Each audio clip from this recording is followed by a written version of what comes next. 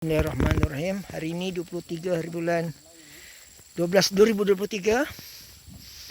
Kami bertolak daripada Kota Belud ke kampung ini selama lebih kurang 6 jam perjalanan. Kampung ini, sungai ini kami akan pergi ke Kampung Bilal. Ya, Kampung Bilal. Perkampungan Mualaf. Jadi ketua rombongan ini adalah pada Tuan Guru Ustaz Ikhwan. Sekarang ni kami dah bawa barang-barang masuk dalam bot. Kami akan menyeberang sungai ini. Pira Kalidan dah mana teh? 15 minit perjalanan. Diketuai oleh Tuan Guru Ustaz Ikhwan, seorang penggerak Permualaf di Pitas. Tuan Imam. Terima kasih Tuan Imam.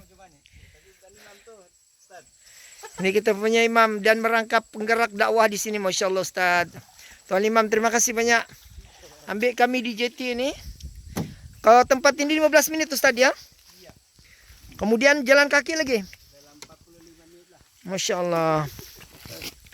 Masya Allah. Coba Ustaz start dulu boot Ustaz. Kasih start boot sekejap.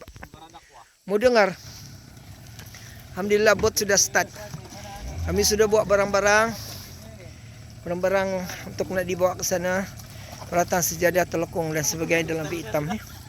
Ustaz IR Hafiz, Ustaz Junaidi, tengok sini kejap. Ni Tuan Guru Ustaz Junaidi, Ustaz Jahan, Ustaz Ikhwan. Alhamdulillah. Ya.